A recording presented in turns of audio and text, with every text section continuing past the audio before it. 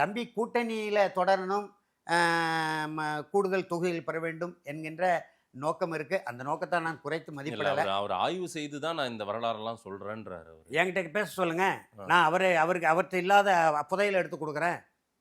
83லேருந்து என்ன நடந்தது, ஐயா கலைஞர் எழுதின தமிழனுக்கென்று ஒரு தனி நாடு, ஏன் தமிழீழ குறி வைக்கப்பட்டாருன்னு கேக்குறாரு. கருணாநிதி மட்டும் தான் குறி வைக்கப்பட்டாரு தமிழ்நாட்டுல.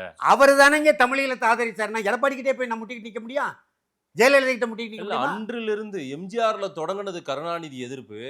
இன்னைக்கு பேனா சிலையை உடைக்கிறன்ற வரைக்கும் வருது இல்ல அப்படின்றாரு அவரு. சீமான குறிப்பிடுறாரு அவரு. பேனா சிலையை விடுங்க, ஆ. அவர் இப்போ இல்ல அதுதான் ஏன் அதாவது அவ்வளவு கோபம் என்ன? செந்தமிழர் சீமானோடு எனக்கு 1000 முரண்பாடு இப்போ இருக்கு. நான் என் செந்தமிழர் சீமானையும் நாம் தமிழர் கட்சியையும் ஆதரிக்கிறது என்னுடைய பிறவி கடன், பிறவி பயன் என்றால் நான் பதிவு பண்ணியிருக்கேன். ஆ. முரண்பாடு இருக்கு, அது வேறு. ஆனால் செந்தமிழன் சீமான் தனித்து நின்று 36 லட்சம் வாக்குகளை பெற்றுவிட்டார் கடந்த நாடாளுமன்ற தேர்தலில், இல்லையா? தமிழ் தேசிய அரசியல் வரலாற்றில் 100 ஆண்டுகள் 1916லேருந்து இன்றைய வரைக்கும் சீமானை விட வலிமை மிக்க தலைவர்கள், ஆதித்தனாரை தாண்டிய தலைவர் உண்டா?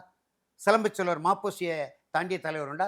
வடக்கெல்லை மேற்கெல்லை தெற்கெல்லை போராட்டத்தில் ஈடுபட்டு பல பகுதிகளில் தமிழ்நாட்டோடு இணைத்தவர், யாரும் சாதிக்க முடியாத பேரீட்டத்தை சிலம்புச்சோழர் மீட்டவர். அதனால தான் இன்னைக்கு திருத்தணியாவது நம்மகிட்ட இருக்கு.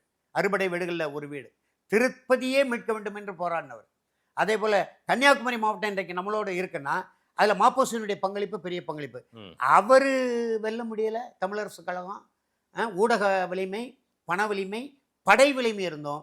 நாம் தமிழர் இயக்கம் எங்கள் ஐயா ஆதித்தனார் வெல்ல முடியலை, இல்லையா? முத்தமிழ் கவலைக்கு சாப்பிட்னா அவர் தமிழறிஞர்னு சொல்லுவோம், அங்கே போக வேண்டாம். அவர் தமிழறிஞருங்கிற நிலையில் போகிறோம். சிலம்புச்செல்வர் மாப்போசி தமிழர் தந்தை சீபா ஆதித்தனார்.